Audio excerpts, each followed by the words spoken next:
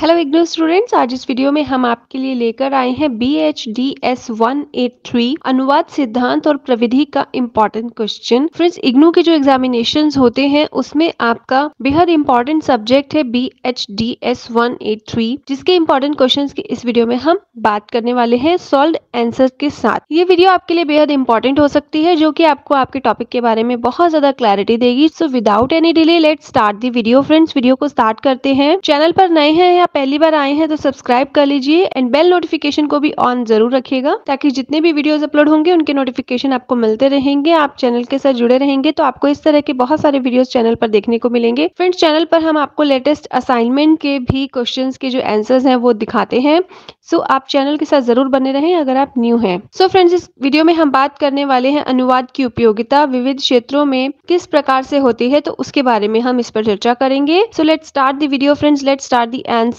सो यहाँ पर बात करते हैं, अनुवाद शब्द आज एक व्यापक स्वरूप ग्रहण कर चुका है। अनुवाद वर्तमान समय की सबसे बड़ी आवश्यकता है। किसी समाज, राष्ट्र अथवा संस्कृति को यदि विकास करना है तो उसका अन्य समाज एवं संस्कृति से संवाद अनिवार्य है और इस संवाद का एकमात्र साधन है। तो जब अनुवाद, अगर हम शब्द की बात करते हैं तो इसका बहुत ही बड़ा स्वरूप है और इसकी बहुत ही बड़ी आवश्यकता है। अगर हम कंटेम्प्रेरी टाइम की बात करें, अगर हम वर्तमान समय की बात करें, तो ये बहुत ही ज्यादा इम्पोर्टेंट भी है। सो फ्रेंड्स, यहाँ पर हम बात करने वाले हैं, यह अनुवाद मौखिक, लिखित, संकेतात्मक, प्रतीकात्मक कुछ भी हो सकता है। जरूरी नहीं है कि लिखित ही होगा या मौखिक ही होगा, संकेतात्मक भी हो सकता है और प्रतीकात्मक भी हो सकता है। फ्रेंड्स, यहाँ पर मैं आपको बता दूं कि अगर आप वीडियो में स्क्रीनशॉट लेना चाहते हैं आंसर का, तो आप उसे स्क्रीनशॉट कर सकते हैं, अदरवाइज आप उसे समझ सकते हैं या आप उसे लिख भी सकते हैं। It's all up to you. So friends, हम बात कर रहे हैं यहाँ पर अनुवाद की उपयोगिता की। साहित्य की सभ्यता तथा संस्कृति के निर्माण में भूमिका सर्वोपरि है। साहित्य जीवन को और अधिक जीवन तथा मनुष्य को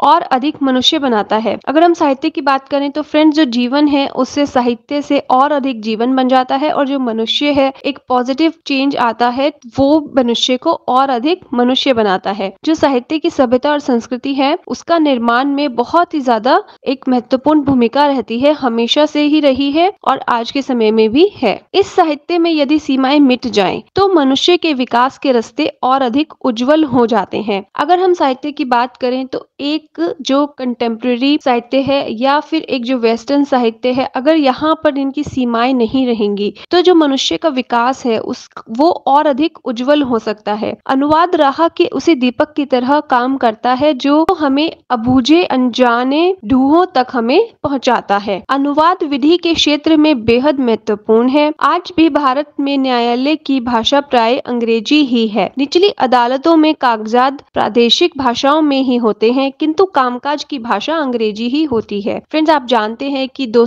लगभग 200 वर्षों से ज्यादा देश है, हमारी जो कंट्री है इंडिया पर, भारत पर अंग्रेजों ने राज किया है। तभी से ही ये फ्रेंड जो हमारी भाषा है, जो भी ऑफिशियल लैंग्वेज है, वो एक तरह से इंग्लिश है। जितने भी कामकाज होते हैं, अगर हम न्यायालय की भी बात करें तो इसमें प्राय अंग्रेजी भाषा ही होती है। बट अगर उसमें जो निचली अदालतें होती हैं उनमें हो सकता है कि जो प्रादेशिक भाषा है, प्रादेशिक भाषा का भी इस्तेमाल किया जाता है। ऐसी स्थिति में दो भिन्न भिन्न भाषी कार्य क्षेत्रों में संवाद बनाए रखने के लिए अनुवाद की आवश्यकता होती है। जैसे ही मामला सर्वोच्च न्यायालय तक पहुंचता है तब सारे दस्तावेजों का अंग्रेजी अनुवाद कराया जाता है। कोई भी है जो निचली अदालतों में काम अगर हो रहा है तो वो जो मुद्दा है वो सर्वोच्च न्यायालय तक, मतलब सुप्रीम कोर्ट तक अगर वो पहुंच जाता है तो जितने भी उसके कागज पत्री होते हैं, जो दस्तावेज होते हैं, उन्हें अंग्रेजी में अनुवाद करवाना पड़ता है। अनुवादकों की भूमिका इस पूरी प्रक्रिया में महत्वपूर्ण होती है। तो जो ट्रांसलेटर्स होते हैं उनकी बहुत ही ज्यादा इंपॉर्टेंट इसमें भूमिका होती है। अंग्रेजों ने शिक्षा के क्षेत्र पर लगभग कब्जा कर रखा है। प्राथमिक शिक्षा में जहाँ मातृभाषाओं या क्षेत्रीय भाषाओं का महत्व है, प्राथमिक मतलब जब हम इनिशियली बच्चे को पढ़ाते हैं या स्कूल में हम उसका एडमिशन कराते हैं तो वहाँ पर आप मातृभाषाएं पढ़ाते हैं या फिर जो क्षेत्रीय भाषाएं होती हैं उनका महत्व होता है। लेकिन जो उच्च शिक्षा होती है वहाँ पर मेनली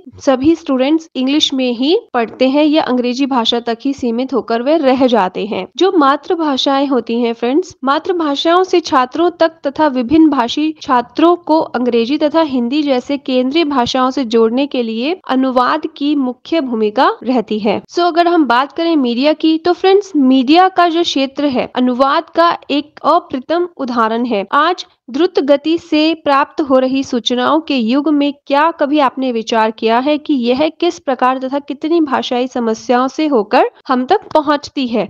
हम सभी जानते हैं कि आज हर क्षेत्रीय भाषा में मीडिया उपलब्ध है। इन क्षेत्रीय चैनलों पर मिलने वाले सभी समाचार एक पूरी भाषाई तथा अनुवादकीय प्रक्रिया से होकर गुजरते हैं। ठीक है फ्रेंड्स, यहाँ पर हमने साहित्य की बात की, यहाँ पर हमने न्यायालयों की बात की, यहाँ पर अब हम मीडिया की बात कर रहे हैं। तो इस तरह से जो विविध क्षेत्र हैं उसमें हम अनुवाद की भूमिका बता रहे हैं। अब बात कर रहे हैं फ्रेंड्स हम रोजगार की। तो रोजगार की भरपूर संभावनाएं हैं कार्यालय साहित्य के अनुवाद में है। ये रोजगार सरकारी स्तर पर अधिक संख्या में देखे जा सकते हैं। प्रत्येक सरकारी कार्यालय में हिंदी में काम करना तथा प्रत्येक दस्तावेज का हिंदी में तथा क्षेत्रीय भाषाओं में अनुवाद किया जाना हिंदी तथा अन्य भारतीय भाषाओं के विकास के लिए किया गया सरकारी उपक्रम है, जिसके तहत वहां अनुवादकों तथा हिंदी अधिकारियों आदि की भर्ती भी की जाती है। इसी तरह बैंकिंग साहित्य, बाल साहित्य, कार्टून, फिल्म, लिखित साहित्य, विज्ञापन आदि के अनुवाद में कदम कदम पर आवश्यकताएं पड़ती हैं। अनुवाद की आवश्यकता वहां पर पड़ती है। भारतेतर भाषाओं और समाजों सभ्यताओं से जुड़ने का माध्यम अनुवाद आज और अधिक प्रासंगिक हो उठा है। जैसे बहुभाषी देश में अनुवाद एक ऐसा सूत्र है जो उसे देश के अन्य सुदूर कोनों तक जोड़ता है। तो फ्रेंड्स, ये अनुवाद के बारे में हमने यहाँ पर चर्चा की है। मैंने आपको बहुत ज्यादा एक्सप्लेन करने की कोशिश की है। स्टिल आपकी कोई क्वेरी है, क्वेश्चन है तो आप हमें कमेंट सेक्शन में जरूर पूछ सकते हैं। अगर वीडियो इन्फॉर्मेटिव है तो लाइक जरूर कीजिएगा फ्रेंड्स, और अगर आप इसी तरह के और ज्यादा क्वेश्चन पाना चाहते हैं तो फ्रेंड्स आप ये कहाँ से रेफर कर सकते हैं, आप देख सकते हैं gulibaba.com से ये आंसर मैं आपके लिए लेकर आई हूँ। सो फ्रेंड्स, उसके लिए आपको ओपन करना होगा gulibaba.com। इस बुक का डायरेक्ट लिंक डिस्क्रिप्शन में दे दिया गया है। इसी बुक से ये जो आंसर है मैं आपके लिए लेकर आई हूँ। इसमें आपको बहुत सारे और इस तरह के आंसर्स मिलने वाले हैं जो लेटेस्ट एडिशन के साथ आपको दिया जा रहा है। इसमें आपको ब्लॉक वाइज, यूनिट वाइज यहाँ पर कंटेंट मिलेगा और साथ ही साथ प्रीवियस ईयर के सॉल्व क्वेश्चन पेपर्स और गेस्ट पेपर, सैंपल पेपर भी अवेल कराए जाते हैं। सो बीएससीजी एंड बीएजी के जितने भी स्टूडेंट्स हैं जिनके पास ये सब्जेक्ट है, हिंदी मीडियम की अगर हम बात कर रहे हैं तो फ्रेंड्स यहाँ पर आप देख सकते हैं। तो ये बहुत ही ज्यादा इम्पोर्टेंट है।